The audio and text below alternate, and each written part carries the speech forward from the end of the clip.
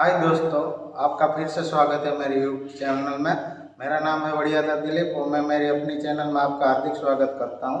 तो आज मैं आपको सिखाने जा रहा हूं कि जो भी एनर्जी मीटर होता है हमारे फीडर पैनल में, तो आज उसका हम एनर्जी कंजप्शन लेने के लिए हम मल्टीप्लाइंग फैक्टर यानी कि एमएफ निकालते हैं। तो कई लोगों को ये दिक्कत होती है कि उसका हम एमएफ है वो कैसे कैलकुलेट करें। तो ये दिक्कत क्यों होती है कि हमारा कोई भी फीडर पैनल होता है या तो उसका जो भी कैलकुलेशन होता है तो उसका करंट है बहुत ज़्यादा रहता है, तो उसको हम डाउन करते हैं करंट ट्रांसफॉर्मर सीटी से। तो उसका सीटी है वो प्राइमरी साइड जो भी एम्पियर रहता है वो हाई रहता है, उसको डाउन करके हमको एक रेटेड उसका होता है 5 एम्पियर का मोस्ट ऑफ सीटी का, लेकिन हाई वोल्टेज पे 1 एम्पियर तक होता है। तो उसका सेकेंडरी का जो भी टर्मिनेशन होता है वो हमारे मीटर को मिलता है। वैसे ही वोल्टेज होता है वो 11 या 66 केवी का डाउन होकर 110 वोल्टेज 110 वोल्टेज आपका है वो सेकेंडरी मिलता है। तो यहाँ पे वोल्टेज और करंट यहाँ पे मीटर को मिलता है, तो वो उसकी करंट कोयल और पोटेंशियल कोयल सीसी और पीसी से मल्टीप्लाई होकर अपना डिस्प्ले दिखाता है, लेकिन वो एनर्जी को हमें उसके मल्टीप्लाइंग फैक्टर से उसका मल्टीप्लिकेशन करके हमको जो एनर्जी हो कैलकुलेट करनी होती है।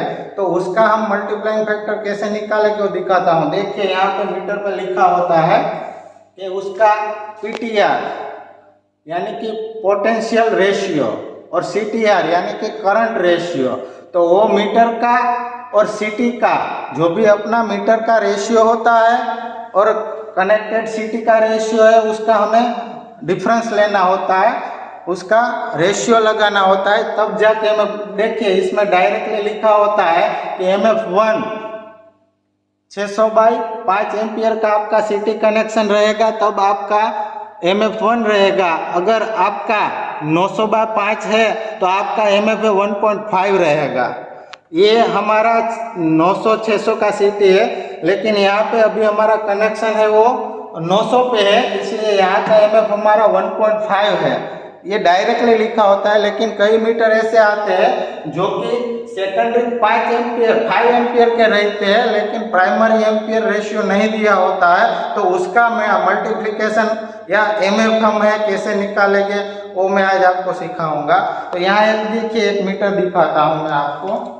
इस मीटर पर आप देखिए यहाँ पे डैश बाई 110 वोल्ट और डैश बाई 5 एम्पियर 3 फेज का एनर्जी मीटर है, लेकिन डैश है, तो यहाँ का हम एमएफ कैसे निकालेंगे वो आज मैं आपको सिखाऊंगा।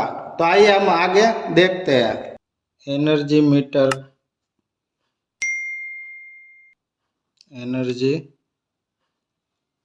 मीटर मल्टीप्लाइंग फैक्टर, उसका इक्वेशन है कि आपका जो कनेक्टेड पीटीआर और मीटर का पीटीआर बराबर, कनेक्टेड पीटीआर है वो नोमिनेटर में रहता है और डिनोमिनेटर में रहता है मीटर का पीटीआर, और मल्टीप्लाइंग में रहता है वैसे ही कनेक्टेड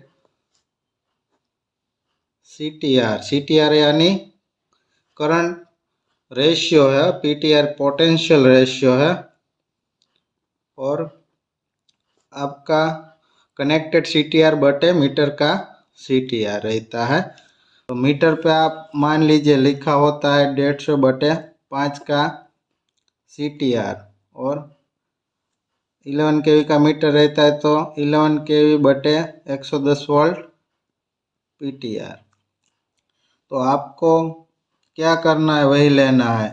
तो 11 केवी बटे 110 वोल्ट और मीटर पे भी वही लिखा रहता है, उसके मल्टीप्लाइंग आपका कनेक्टेड सीटीआर रहता है, मान लीजिए 300 है, क्योंकि सीटी आपका 300 150 बटे 5 का होता है, तो आपका कनेक्टेड 300/5 का रहता है, तो 300/5 और मीटर पे लिखा हुआ होता है 150/5, तो इसमें ये 1 हो जाएगा। इसके मल्टीप्लाइंग 300 बटे 150, 5 निकल जाएगा। तो आपका यहाँ पे 2 रहेगा, तो एमएफ आपका 2 आएगा। मान लीजिए 150 कनेक्टेड है, तो 150 बटे 150, तो नोमिनेटर और डिनोमिनेटर सेम यानी कि 1, आपका तब एमएफ 1 हो जाएगा। तो मीटर पे भी लिखा हो रहता है कि 150 बटे 5 है तो आपका 1 एमएफ रहेगा, और 300 बटे 5 है तो आपका एमएफ 2 रहेगा। ये उन केस में रहता है जब मीटर पे आपका ये मीटर रेशियो लिखा हुआ होता है, लेकिन आपका मान लीजिए मीटर पे कोई रेशियो लिखा हुआ नहीं है, यानी कि 1/5 CTR है और 1/110 वोल्ट PTR है, तो तब आप उसका मल्टीप्लाइंग फैक्टर कैसे निकालेंगे?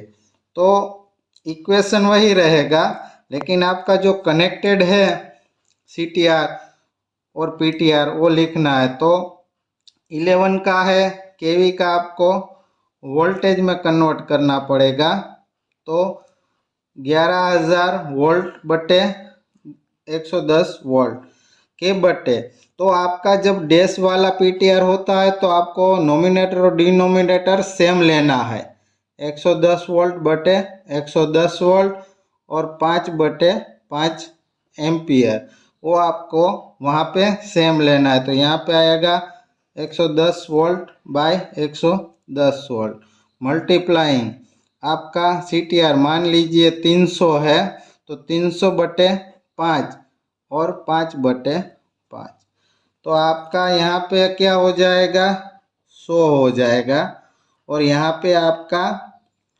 60 हो जाएगा, तो आपका 6000 होता है। लेकिन आपने ये वोल्टेज पे कन्वर्ट किया है, तब आपको यहाँ पे बटे 1000 लेना है, तो आपका 6 एमएफ आएगा। कब? आपका 300 बटे 5 पे CTR कनेक्टेड है। अगर मान लीजिए आपका CTR जो है वो 150 बटे 5 है, तो आपका एमएफ 3 आएगा, बराबर। तो आप ऐसे कैलकुलेशन करके आप एमएफ निकाल सकते हैं। आपका मेन जब है 600 बटे 5 पे कनेक्टेड CTR रहेगा, तो आपका एमएफ है वो 36, आपका एमएफ है वो 12 आएगा, और आपका 900 बाई 5 CTR होगा तो आपका 18 एमएफ आएगा।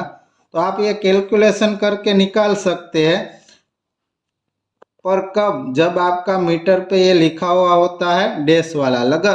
लेकिन आपका जो एनर्जी मीटर है वो 5 एम्पियर पे कैलकुलेशन करता है, उसका वो डिस्प्ले पे कैलकुलेशन करके आपको एम्पियर नहीं दिखाता है, यानी कि आपका वो है 40 एम्पियर 50 एम्पियर ऐसा नहीं दिखाएगा, वो पॉइंट में दिखाएगा। मानिए कि पॉइंट में 66 एम्पियर दिखा रहा है और आपका 300 बटे 5 का CTR है, तो आपको क्या करना है, तब आपका एमएफ होगा 6, लेकिन आपके ये जो है उस पर बट 10 मल्टीप्लाई करेंगे तो 60 रहेगा, और 60 है वो आपको यहाँ पे मल्टीप्लाई करेंगे तो 40 एम्पियर तक आपका आएगा। तो आपका एक्चुअल एम्पियर क्या चल रहा होगा फीडर पे, 40 एम्पियर।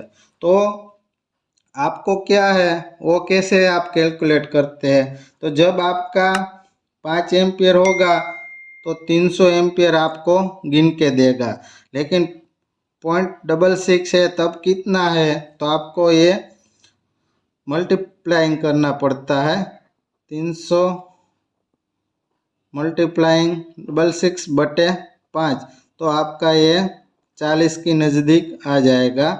वैसे तो ऐसे आता है, लेकिन आपका 40 एम्पियर तक आ जाएगा। तो ये आपका कैलकुलेशन होता है, डिस्प्ले पे आपको दिखाएगा नहीं, लेकिन आप ऐसे कैलकुलेशन करके निकाल सकते हैं। तो डैश वाला मीटर पे कैसे एमएफ निकलेगा और ऐसे कैसे एमएफ निकलेगा वो आपको मैंने कैलकुलेशन करके बताया है। तो आशा रखता हूँ कि आपको ये कैलकुलेशन समझ में आई होगी और मेरा ये वीडियो लाइक कीजिएगा, शेयर कीजिएगा ताकि आगे किसी को और भी टेक्निकल जानकारी मिले। तो आशा रखता हूँ आपको ये मेरा वीडियो अच्छा लगा होगा। धन्यवाद।